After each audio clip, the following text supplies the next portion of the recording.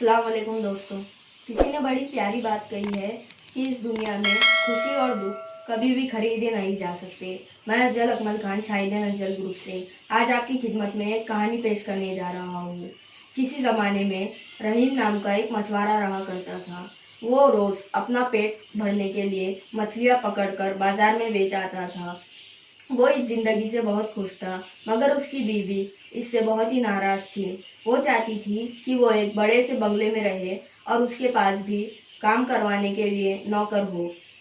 उसने एक दिन अपने पति से कहा कि मैं इस जिंदगी से थक गई हूँ, मुझे एक बड़े से बंगले में रहना है और उस बंगले में बहुत से नौकर हो जो मेरा काम करे।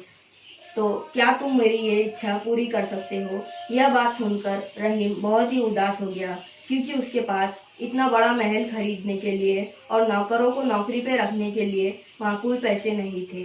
वो एक दिन मछली पकड़ने को गया। शाम तक उसके जाल में कोई भी मछली नहीं फंसी थी, मगर अचानक से उसका जाल हिला और उसने अपने जाल को खींचने की कोशिश की, मगर उसका जाल भारी होने लगा। उसने अपनी पूरी ताकत लगाकर जाल को बाहर खींचा और जैसे ही उसने जाल को बाहर खींचा, उसकी आंखें चकित रह गई। उसने जो देखा वो मंजर बहुत ही खूबसूरत था। उसने एक छोटी सी सुनहरी मछली देखी। उस सुनहरी मछली को देखकर रहीम बहुत खुश हुआ, मगर उस मछली ने जैसे ही बोला वैसे ही रहीम चकित रह गया। उसने सोचा कि एक सुनहरी मछली बोल कैसे सकती है। फिर उस मछली ने रहीम से कहा कि मैं कोई साधारण मछली नहीं, मैं एक जादुई राजकुमार हूँ। मैं किसी की भी कोई भी इच्छा पूरी कर सकता हूँ। तुम मुझे जाने दो, तुम मेरी जान बख्श दो और मैं तुम्हारी इच्छा पूरी कर दूंगा। यह सुनकर रहीम कुछ देर सोचते रहा और फिर उस जादुई मछली से पूछा, क्या तुम मेरी कोई भी इच्छा पूरी कर सकते हो? फिर उस जादुई मछली ने कहा कि हाँ, मैं तुम्हारी कोई भी इच्छा पूरी कर सकता हूँ। फिर उस मछुआरे ने कहा कि मैं अपनी बीवी को खुश करने के लिए एक बड़ा सा बंगला चाहता हूँ और उस बंगले में बहुत से नौकर होने चाहिए। क्या तुम मेरी ये इच्छा पूरी कर पाओगे? तो उस जादुई मछली ने कहा कि अपने घर वापस जाओ, तुम्हारी बीवी के पास वो सब पहले से ही आ गया है।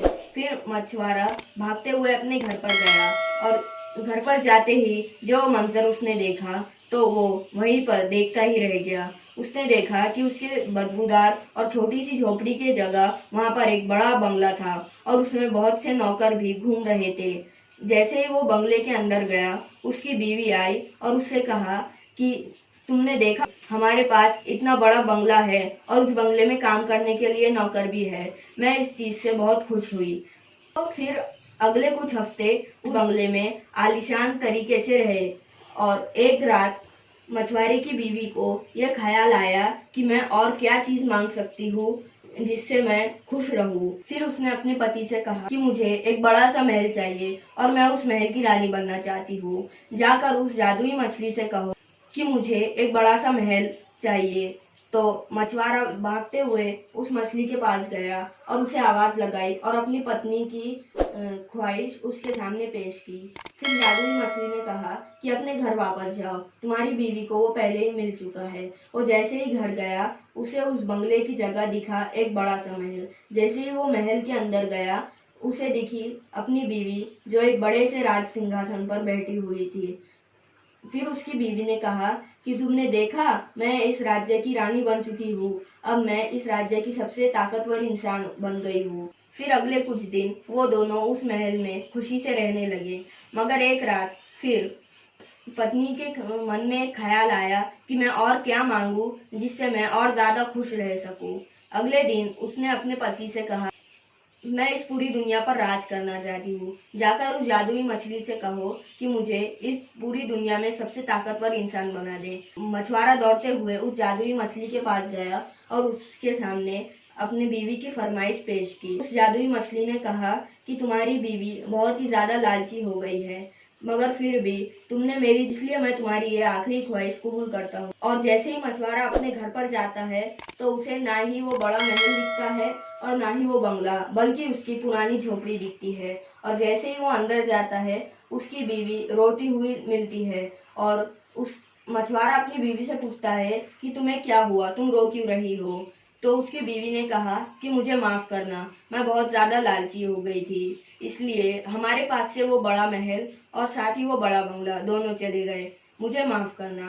ये थी इस कहानी की सीख कि हमें कभी भी लालच नहीं करना चाहिए। लालच बुरी बला है और इंसान की ख्वाहिशात तो कभी पूरी नहीं हो सकती।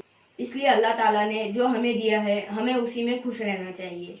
अगर आप चाहते हैं कि हम ऐसे ही सबक आमोज कहानियाँ आपकी खिदमत में पेश करते रहे, तो प्लीज़ हमारे चैनल को सब्सक्राइब करें और आपने इस कहानी से क्या सीखा वो नीचे कमेंट बॉक्स में लिखकर ज़रूर भेजें, ताकि हम आपका इस्तकबाल कर सकें।